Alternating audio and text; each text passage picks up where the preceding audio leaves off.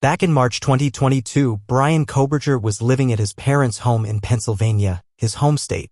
Around this time, he bought a Kohberger knife and sheath online using an Amazon gift card he had purchased shortly before. This knife would later become central to the case against him. By the end of June that year, Bryan moved from Pennsylvania to Pullman, Washington. Pullman is just across the state line from Moscow, Idaho. His reason for moving was to pursue a PhD in criminal justice at Washington State University. This move would place him near the location where the tragic events later took place.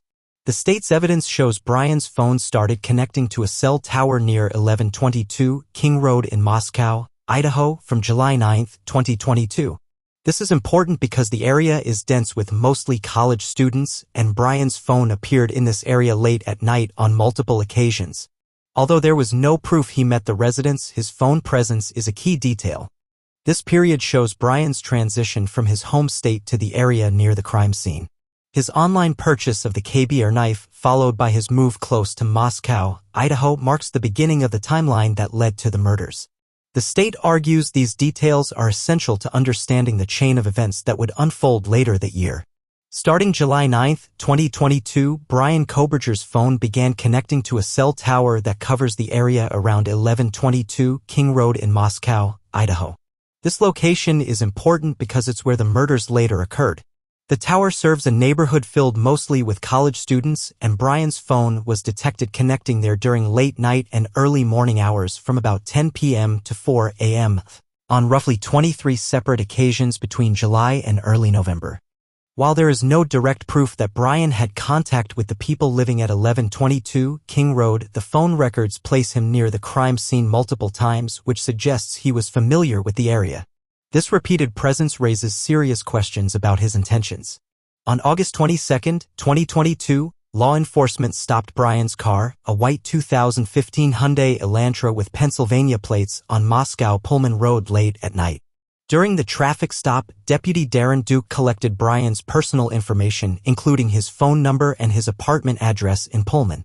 This confirmed his connection to the Pullman area and further placed him in the region near the future crime scene.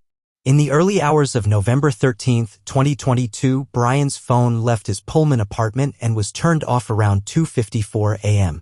It stayed off until 4:48 a.m. That same night, surveillance footage shows a vehicle matching Bryan's car entering Moscow at about 3:02 a.m. Following this, other cameras recorded his car circling near 1122 King Road several times, including multiple entries and exits from the dead-end street. Surveillance videos show Bryan's car parked near the residence, indicating he spent a significant amount of time in the immediate area during those early hours. This phone and vehicle tracking evidence provides a timeline of Bryan's movements that night, placing him at or near the location where the murders took place.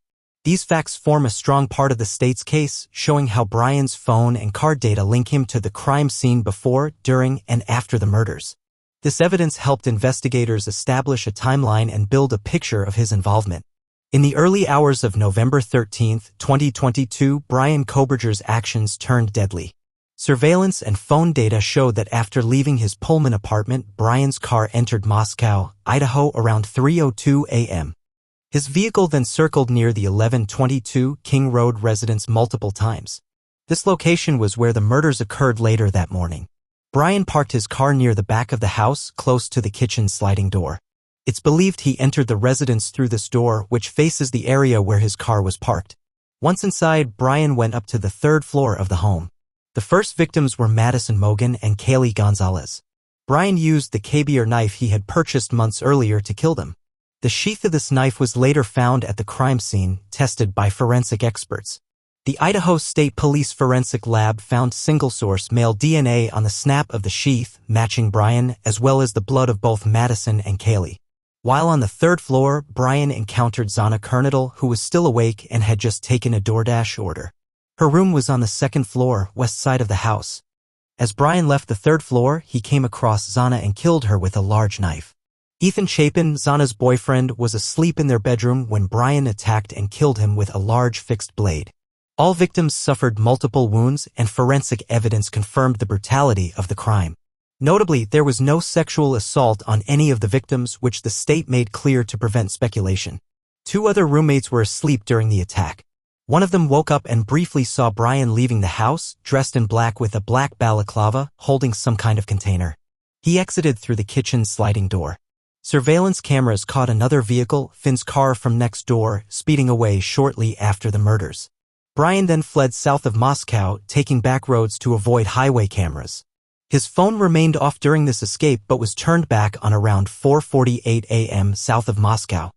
This timeline of events, supported by video and forensic evidence, shows Bryan's calculated and brutal actions on that night. His movements, the knife and sheath evidence, and the eyewitness account all build a detailed picture of the tragic and violent murders he committed. After the horrific murders on November 13, 2022, Bryan Kohberger tried to cover his tracks. Law enforcement began tracking him, and through investigation, they found that he had started searching for a KB or knife and sheath, likely to replace the one left at the crime scene. The state also believes Bryan tried to delete or change his purchase history on Amazon, where he had bought the original knife and sheath. Later that week, Bryan went to the DMV in Pullman to change his car registration from Pennsylvania plates to Washington plates. This was notable because Pennsylvania does not require a front license plate, but Washington does. Surveillance footage from the crime night showed his car without a front plate matching the Pennsylvania registration. Bryan completed his semester at Washington State University and returned to Pennsylvania for the holidays. Law enforcement located him at his parents' home there. With the assistance of the FBI and Pennsylvania State Police, agents conducted a trash pull during the nighttime hours in the neighborhood near Bryan's parents' house. They collected garbage from the street, which was then sent to the Idaho State Forensics Lab. Experts found DNA on a Q-tip from this trash that matched the DNA on the snap of the knife sheath found next to Madison Mogen's body at the crime scene. This DNA link was critical in confirming Bryan's connection to the murders. An arrest warrant was issued in Idaho and a search warrant was served in Pennsylvania with federal and state assistance. Bryan was arrested at his parents' home and brought back to Idaho. Upon his return, a DNA sample taken from him matched the DNA found on the knife sheath at the crime scene. The knife itself has never been recovered, but investigators searched Bryan's apartment and office in Pullman. They found almost nothing of evidentiary value, describing the apartment as Spartan and nearly empty. In Pennsylvania, Bryan's car was seized and thoroughly cleaned. The inside of the car was spotless, showing an effort to remove any evidence. Bryan's knowledge of crime scene processing, gained from his criminal justice studies, likely helped him attempt to hide evidence. Despite these efforts, the state built a strong case based on phone records, surveillance footage, DNA evidence, and his own guilty plea. In court, Bryan admitted guilt to multiple charges, including first-degree murder and burglary. The court accepted his plea and scheduled sentencing, where victims' families would have a chance to speak. Bryan remains in custody, awaiting his sentencing date.